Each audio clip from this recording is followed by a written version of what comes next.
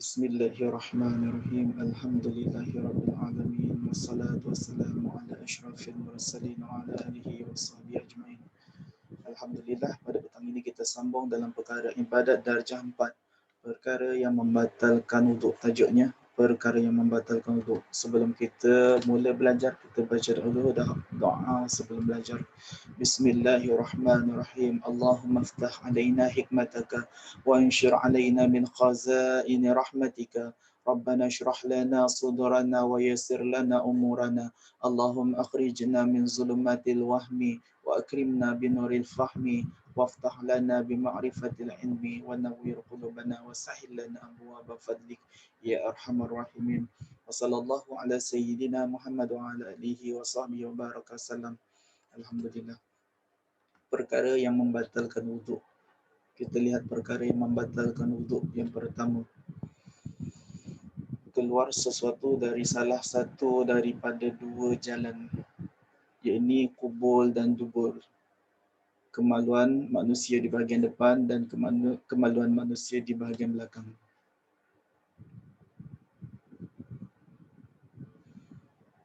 Dengan yakin, kemaluan manusia di bahagian depan dan kemaluan manusia di bahagian belakang, dengan yakin, dengan syarat sesuatu itu masih hidup. Seseorang itu masih hidup, lagi nyata. Orang itu masih hidup. Keluar najis daripada depan dan belakang, maka batal wuduknya. Tidak batal wuduk jika keluarnya daripada orang yang telah mati, orang yang dah meninggal dunia ketika dimandikan jenazahnya. Apabila keluar najis daripada kemaluan belakangnya, maka tidak batal wuduknya. Ataupun yang telah dimandikan, manusia yang telah dimandikan wajib dan telah dimandi wajib, manusia yang telah mati ataupun manusia yang dah mati, dah selesai, dah dikafankan, tiba-tiba keluar najis, maka tidak batal wuduknya. Dan tidak batal wuduk bagi khunsa muskil, iaitu orang yang mempunyai dua alat kemaluan yang belum tahu lagi, yang mempunyai dua alat kecuali keluar sesuatu daripada kedua-duanya kemaluannya.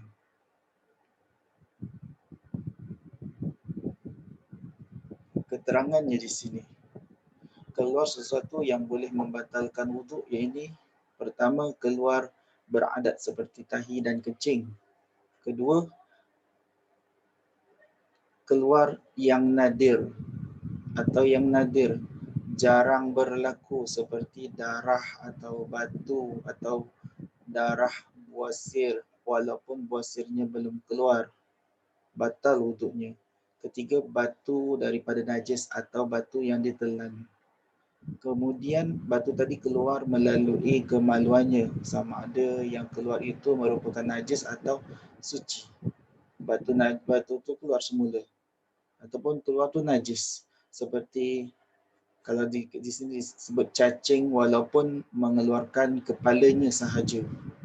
Ketika dia keluarkan kepalanya sahaja, maka batallah wuduk.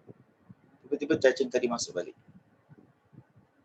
Seterusnya, tidak batal wuduk.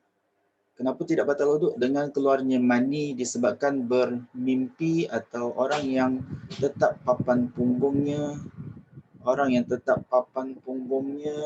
atau berkhayal, atau memikirkan tentang syahwat, atau memasukkan zakar ke faraj binatang atau perempuan yang kecil atau mahram, yang haram berkahwin dengannya, tetapi diwajibkan mandi.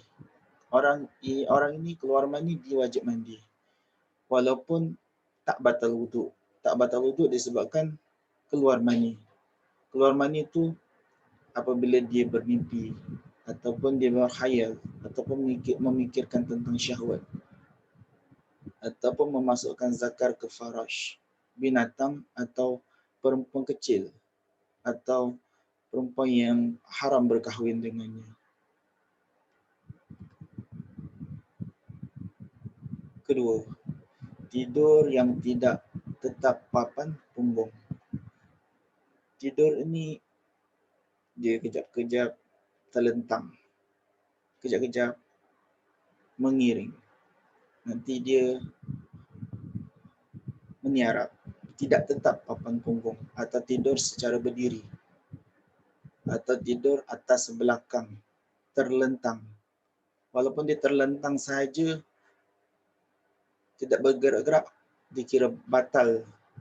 Walaupun tetap papan punggungnya seperti yang dilekapkan dengan bantal atau sebagainya seperti tiang.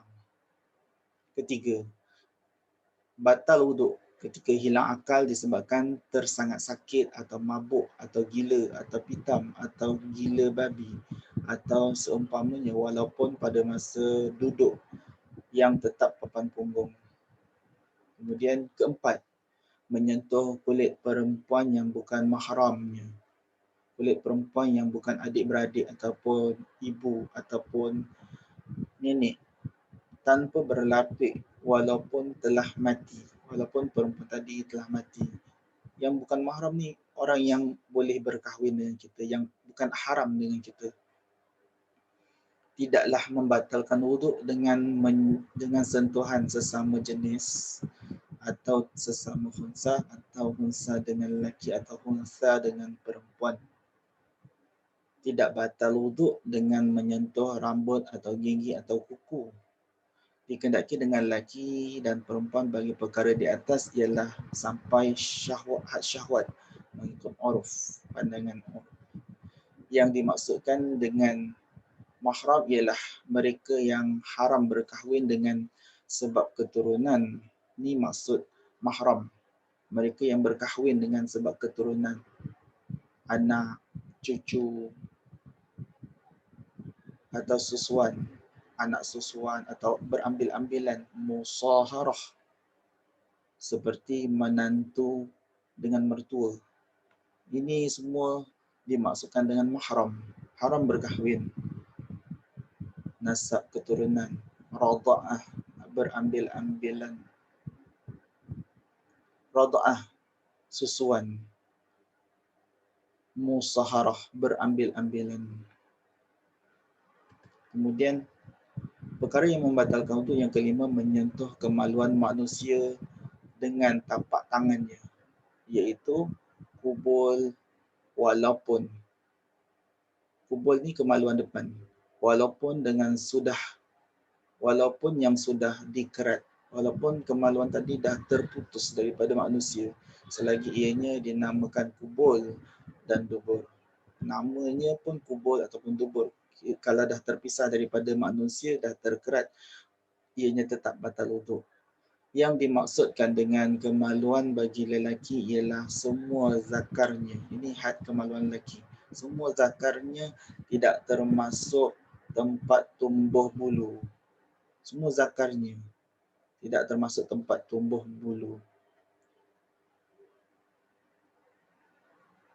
Daripada hujung, maksudnya daripada zakar tu. Yang bawah zakar tidak dikira zakar.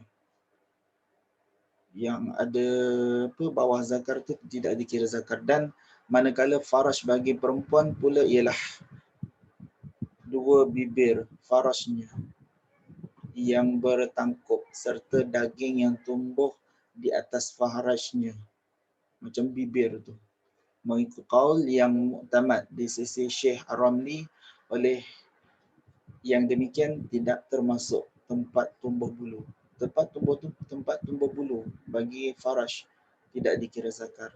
Lelaki juga tidak dikira zakar tempat tumbuh bulu.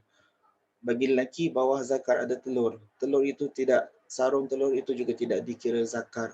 Tidak batal wuduknya. Zakar adalah batang yang panjang. Baik keterangan. Batal wuduk dengan menyentuh kemaluan manusia. Sama ada kemaluan itu kemaluannya atau kemaluan orang lain. Kemaluannya sendiri atau kemaluan orang lain, batal wuduk. Sama ada kemaluan perempuan ataupun lelaki. Sama ada kemaluan itu kecil ataupun besar. Sama ada anak kemaluan orang kecil ataupun orang besar. Sama ada kemaluan orang yang hidup ataupun orang yang telah mati. Batal wuduknya. Okey, perkara yang membatalkan wuduk di keterangan lagi.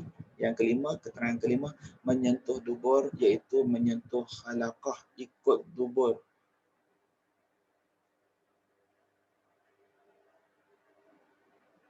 Anak Adam.